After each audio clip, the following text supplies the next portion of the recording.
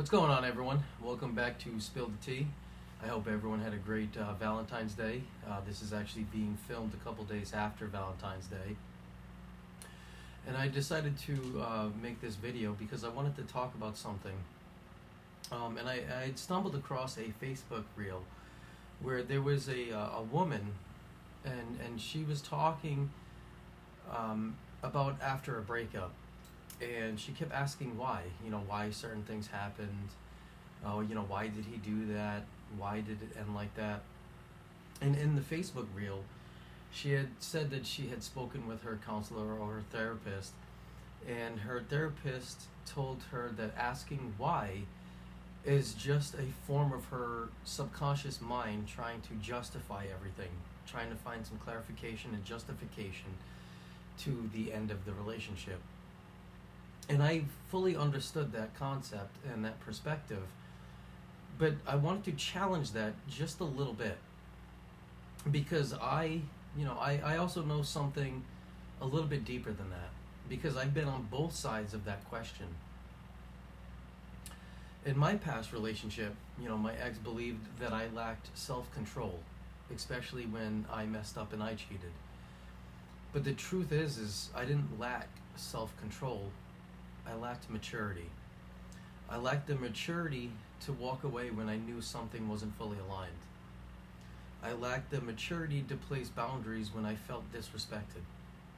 And I lacked that maturity to stop over-explaining myself or over-justifying them. And admitting that didn't break me. It honestly helped build me.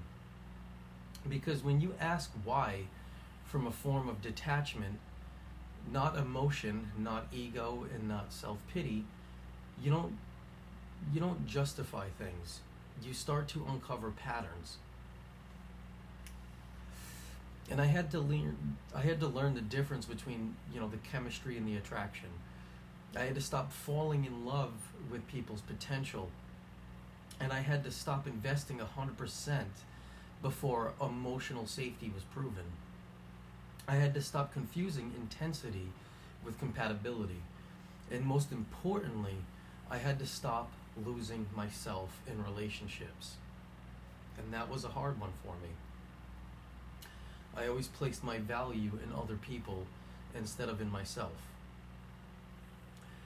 Losing yourself, it doesn't happen overnight, especially in relationships. It happens slowly and subtly, things that you may not actually be consciously aware of.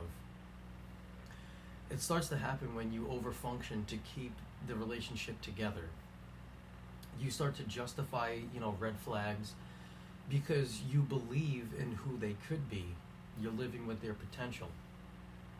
You invest more into the relationship before reciprocity is established. And so you start to shrink yourself so things don't explode, or so less fights don't happen. And I have done that myself a couple of times in my lifetime. And when you do that long enough, you don't realize yourself that you yourself are disappearing. So when I say, I can carry things alone, I'm not saying that, I don't need anyone. That's not strength, that's protection. What I'm saying is I refuse to abandon myself to make something work. There's a difference between independence and hyper-independence. Hyper-independence is a form of fear, and true independence is clarity. It's calibration. It's calibration of your boundaries, certain standards that person may have or you have, your nervous system, and where you're investing your time, energy, and effort into.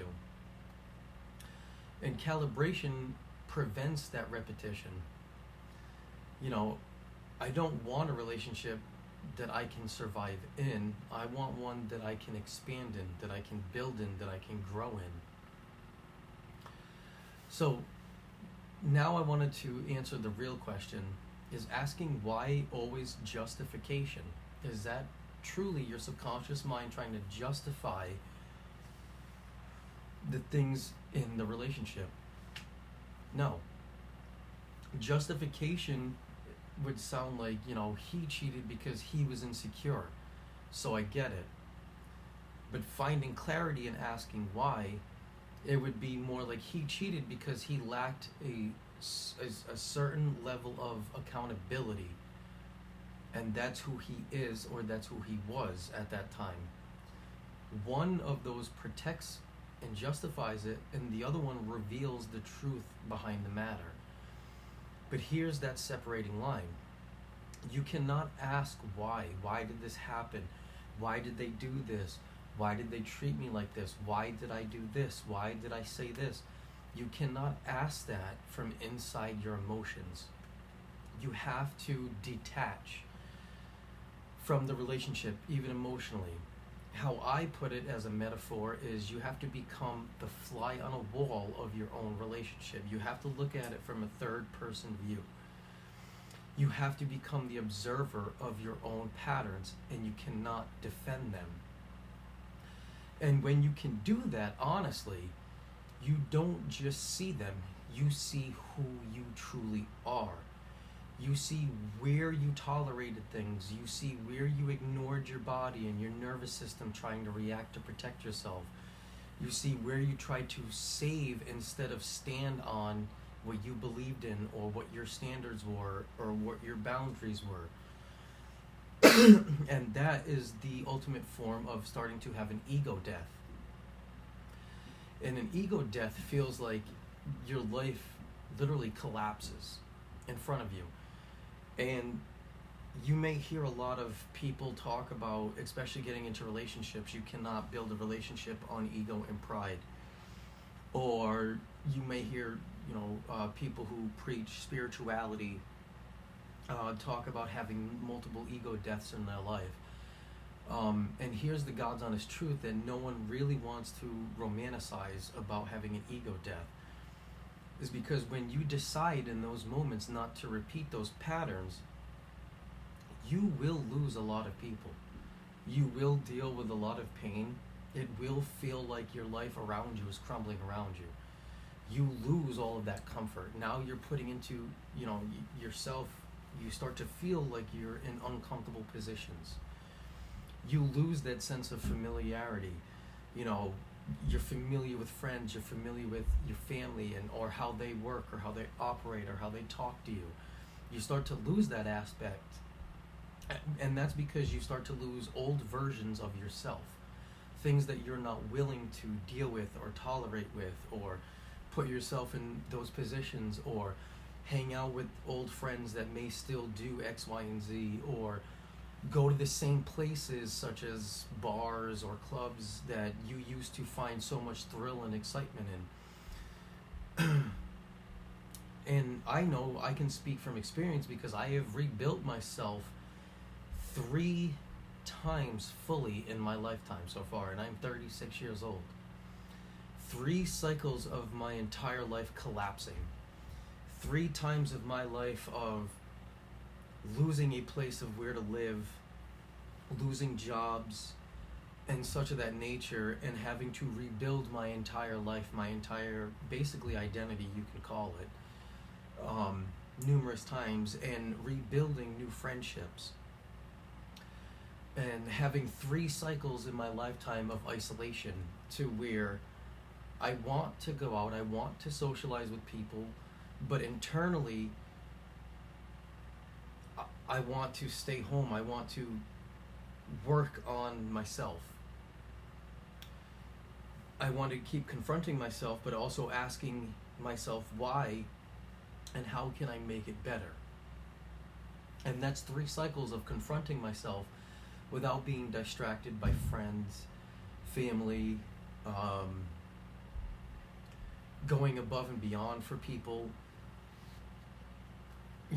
Other people may distract themselves with, drugs and alcohol, and things of that nature.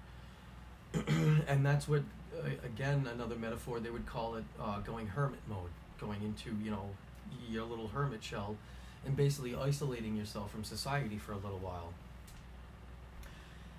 Don't get stuck there. But isolation, it's not a form of punishment. It is when you when you basically keep yourself isolated. What I like to call those moments in my life of isolation, I like to call that recalibration. Because when you start to feel ready enough and willing enough and socializing enough, this is where you start to integrate back into real life after doing the real work. And that's when you start to notice that something inside of you changes. You start to feel things a lot sooner. You start to pick up on those subtle cues in your body, your nervous system, how your mind wants to react, how you want to vocalize, no, I'm not doing that, or whatever. And you start speaking up for yourself a lot sooner. And it may seem a little irritating at first, but you start to feel like you're tolerating less things in your life. You try to teach people, you love, you try to teach them who you are now. Like, this affects me when you do X, Y, and Z. And these little things matter to me because of X, Y, and Z.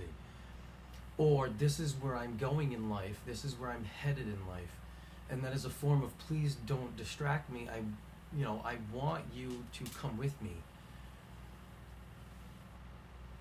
And that's another hard pill to swallow, is when you start to have those ego deaths and you figure out that clarity and that direction in life, and you want to bring people that you love with you.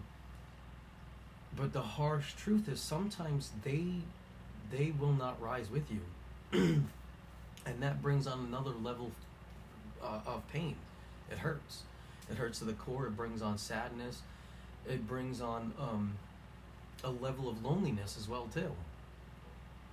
What you'll most likely see, with people online that'll sit there and say, and this is before you start integrating back into life, you'll start to see TikTok reels, Facebook reels, things of that nature, and you'll start hearing, God is isolating you for your rebirth, or you're gonna rise from the ashes like a phoenix, or God is separating you from past things, past problems, past relationships, past friendships, whatever it may be, because you're expanding into more. And those are incredibly powerful metaphors. Those are metaphors, that's what those are. Psychologically, it's a little bit more simpler though. Your brain will crave that familiarity. I can't believe I jacked that up like twice already. Oh my God.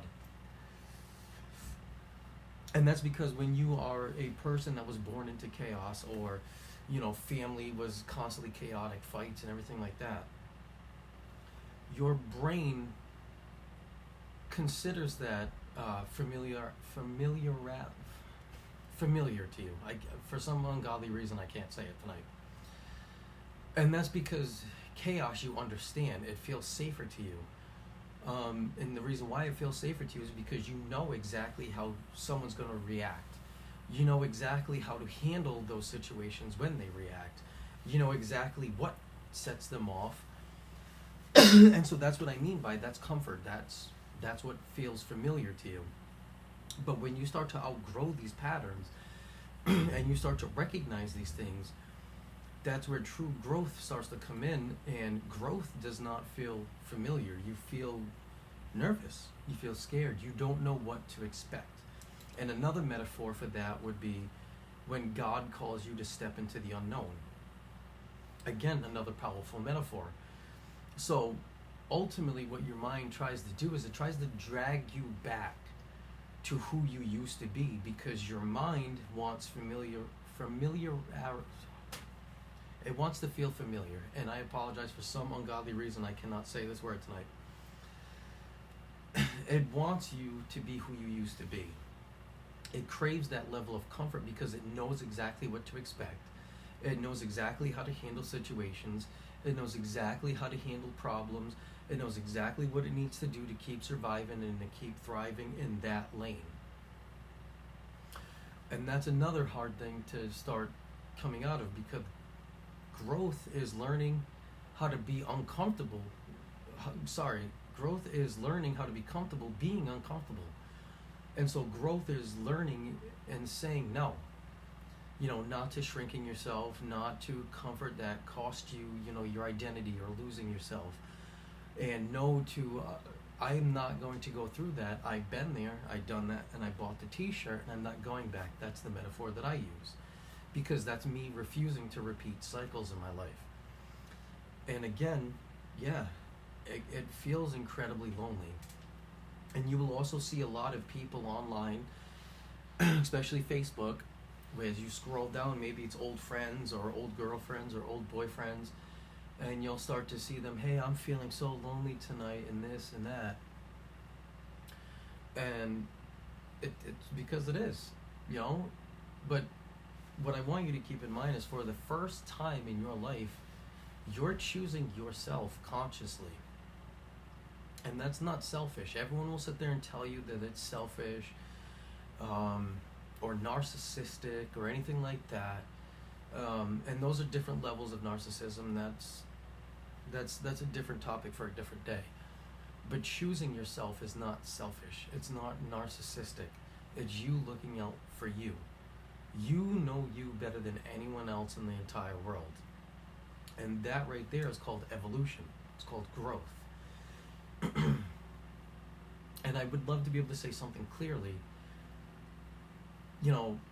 I don't like to sit here and toot my horn a lot and say how amazing I am, or I don't feel solid because I won. You know what I mean? And this is not why I make these videos, to make anyone feel less than anything. I just feel this way because I walked through that fire so many times, and I never avoided those uncomfortable conversations with myself about growth. I didn't sit there and numb it. I didn't numb it with alcohol or pot or drugs or women or anything like that. I can say that at one time, when you first start to go through this, you start to blame the other person, but I didn't stay stuck blaming those people. So I did not sit there and blame the world for my problems, or that, oh my God, everyone is against me. Nothing I do will ever work out, or nothing I do is ever good enough. And the hardest pill that you have to swallow is, and it happened for me, is you have to learn how to not run from accountability. Just as I stated in the beginning of this intro, my previous relationship, the way that I left my previous relationship was because I lacked a level of maturity that I needed to work on myself. And that is me holding myself accountable. And that's where growth is right there. And you have to be willing to sit in those uncomfortable positions. And when you start to meet new people, especially some of your people from your past, they'll say that you need to prove it. Prove to me that you grew. Prove to me that you won't do this. Prove to me this and this. And to an extent, I agree. You should be willing to be able to prove to yourself, especially if you do the work, it naturally comes natural to you because you start to embody a new version of yourself. But proof isn't just words.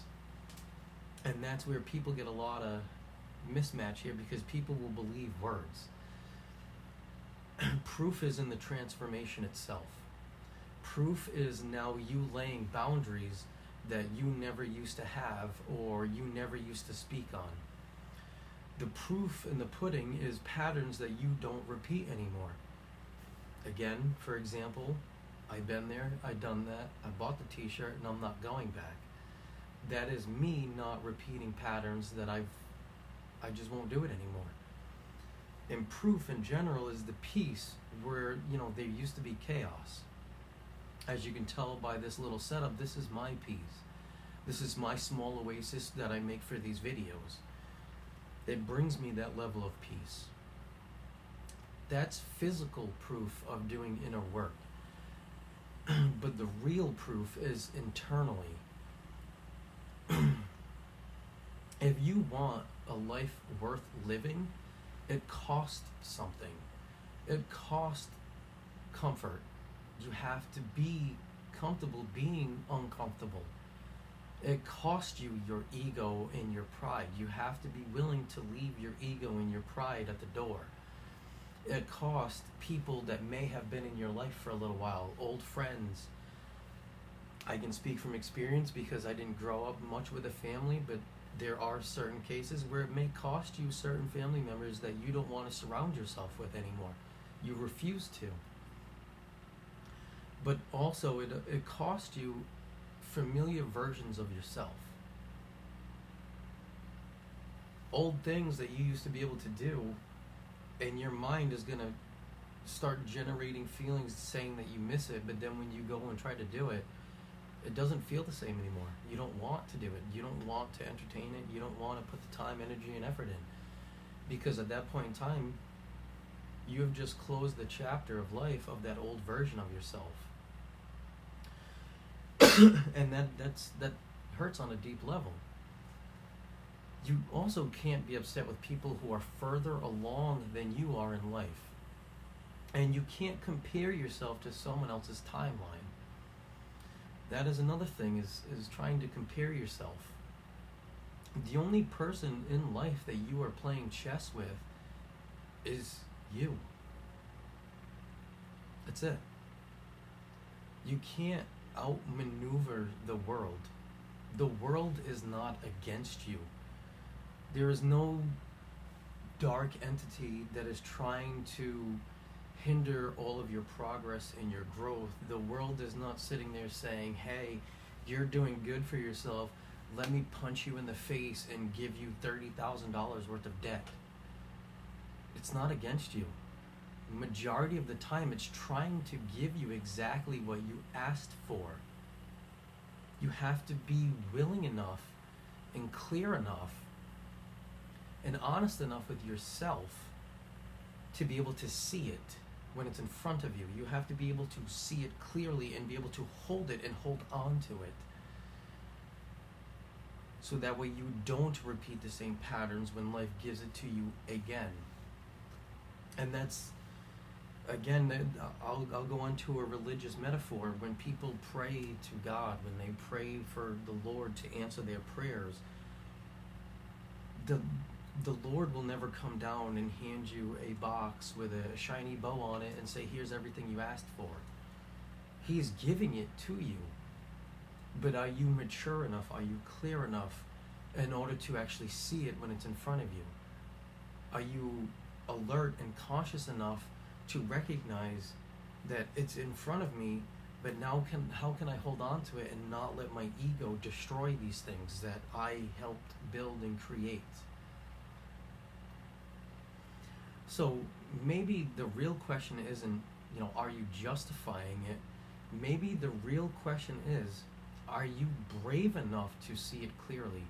Are you brave enough to sit there and ask yourself, after you have detached from that person and emotionally detached from that person, are you brave enough to ask those questions why? Because clarity is not going to comfort you at all. It is going to confront you. It is going to make you look in the mirror at your own metaphorical demons and confront yourself. And broken cycles, if you are willing and choosing to break those cycles, that's where you can start to build legacies. Because now you are becoming more true and authentic to who you are. I'm hoping that a little bit of this kind of resonated with you. If it did, please subscribe to Spill the Tea. As you can tell by what's around me, my book, A Child Called Home, is finally here. And this is proof, this is physical proof that your past does not define your future, but it can refine you. If you want deeper tools on recognizing, timing and patterns and alignment, grab the guide, Found It at the Right Time on Gumroad. The link is actually in the description right below.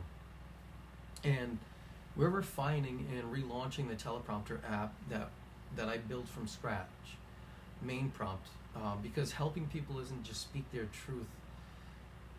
It's just an extra tool to help you, to help build that confidence, to help give you that kind of guidance, so that way as you're creating, even content online or through social media or apps. It's there to help you and give you confidence. Here at Spill the Tea, we're not talking just about growth here. We are physically building it internally, but also externally. So you can always see the proof.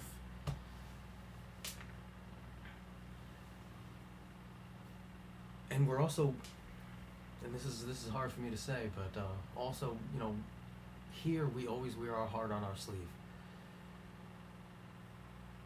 And that's another topic that I want to be able to touch on, is when you start to find clarity, it's going to be so much more easier for you to block your heart out, to become cold and distant to the world. As you can tell through reading my book, as you can tell through me guiding these messages here, and also because I can speak from lived experience, is I have been through a lot in my life. And again, I will hold myself accountable and say that some of those things that I've been through in life were because of myself. Some of the things that I have faced in life was not because of me. It is so easy to become cold and bitter and heartless and resentful. Not only that, it is so much more easier that when you start to come out of this and you start to actually create things, build things from scratch, that again, you have this level of controllingness or this level of dominance. And that right there is where your heart starts to turn cold. That's where you start to feel like, F the world, fuck 'em. I'll fucking go right through anyone, I'll do anything and fuck everyone, I don't want anyone by my side. That's how your heart starts to turn cold. You guys may not know me personally, but even through the military and again, everything that I've been through in life, it would have been easy for me to constantly be cold-hearted. To just dominate everything I touched, to say fuck the world. But I always choose to carry that light inside me. I choose to carry my heart on the sleeve. I choose, because I love myself and because I have learned and taught myself how to love myself fully, to show people how to do it for themselves. To be there for you. To be that beacon of light, to not judge you, to not compare you to others, but to sit with you, to listen to you, to talk to you, and to help guide you. So here, on this platform, that's what this is built for. It's built for that safe place. It's built to wear our heart on our sleeves. It's okay to talk about the things we've been talking about. It's okay to not be judged. It's okay to be told that you're not crazy. And that's what this is here for. I hope to see all of you guys on the next one. I know this one was a little bit long, so I do apologize. If you did make it through all the way to the end, please drop a comment. Let me know what part you liked the most. Let me know if any of this resonated with you. Also, let me know if there's anything else you want to talk about, or even if you came across a TikTok or a Facebook reel and something inside you didn't sit right and you just wanted more insight on it. Let me know how you guys handle stress or conflict or anything like that, or shit, just say hi. Let me know that you're here. Let me know that you're watching, and let's just keep building this together. Thanks, guys.